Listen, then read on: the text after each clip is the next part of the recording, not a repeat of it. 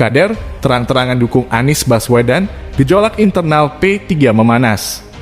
Kader senior P3 Habil Marati bakal memimpin gelaran deklarasi mendukung Anies Baswedan sebagai calon presiden di Pilpres 2024, Rabu 16 atau 11.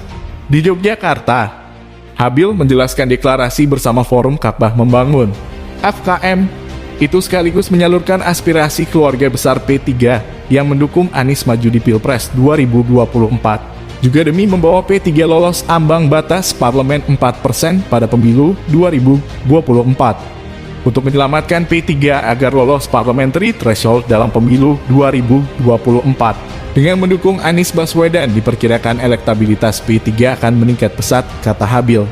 Kendati begitu, langkah Habil ini tak dianggap sebagai sikap resmi partai berlambang Ka'bah tersebut. DPP P3 maupun DPW P3 di Yogyakarta sama telah menyatakan apa yang dilakukan FKM itu bukanlah bagian dari langkah kader yang merepresentasikan partai mereka. Pak Habil saat ini tidak aktif di kepengurusan DPP P3, sehingga apa yang dilakukannya tidak bisa merepresentasikan P3.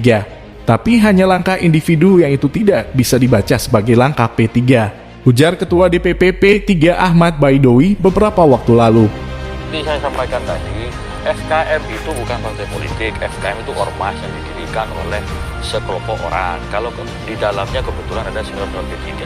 Apa yang disampaikan oleh beliau, saya baru pertama kali juga ketemu di forum resmi seperti ini. Tapi udah kenal kan? Ya udah tahu lah namanya. Ya juga masuk kenal. Iya.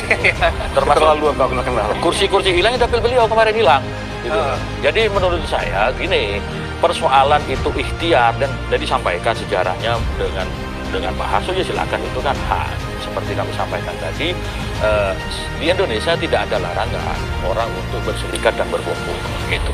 Namun demikian, kami sebagai struktural partai punya tanggung jawab konstituen. Saya ini dipilih oleh 227.000 orang. Saya pribadi, nggak tahu Pak Habil berapa suaranya yang senior ini gitu kan. Jadi kami memanage, kita punya elektoral agar tidak pergi kemana-mana. Kami maintain agar tidak bingung, sehingga FKM kita bentuk hasil diskusi saya dengan Soeharto Monoarfa sebelum dikudeta dulu, kan, untuk mencoba menampung aspirasi yang tidak setuju P3 di KIP, ya kan, sehingga Hasso setuju. Tujuannya adalah untuk melapis dapil-dapil yang tidak dapat dijangkau oleh DPP. Karena banyak, kita punya dapil-dapil kehilangan. Di Jawa Tengah kehilangan banyak, di Jawa Barat kehilangan banyak, DKI habis sama sekali. Itulah FKM dibentuk dan Hasso setuju dalam rangka untuk membackup agar P3 ini bisa lolos dari jebakan parlemen threshold 4%. Itu awal tujuannya. Tapi kan Hasso kan keburu dikudeta. Itu kan disayangkan sekali gitu. Nah beda, sekali tadi bahwa saya tidak masuk ke struktural. Saya strukturalnya itu saya. Jadi FKM ini tidak mempunyai hak untuk mengusung capres, tapi adalah memiliki hak untuk mendukung. Beda gitu.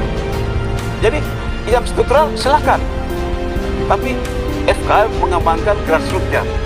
Karena Anda mensinyalir banyak suara-suara dapil, kehilangan suara-suara dapil gitu ya?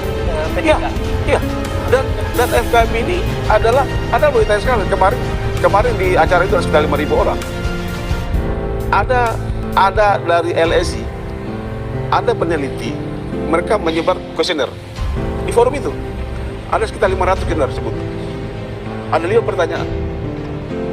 1, apakah Anda mendukung P3 kalau Anies kalau P3 tidak mendukung Anies? Tidak. Apakah Anda akan mendukung FKM, Forum Ka'bah Membangun, apabila mendukung Anies? Iya. Jadi ini ilmiah.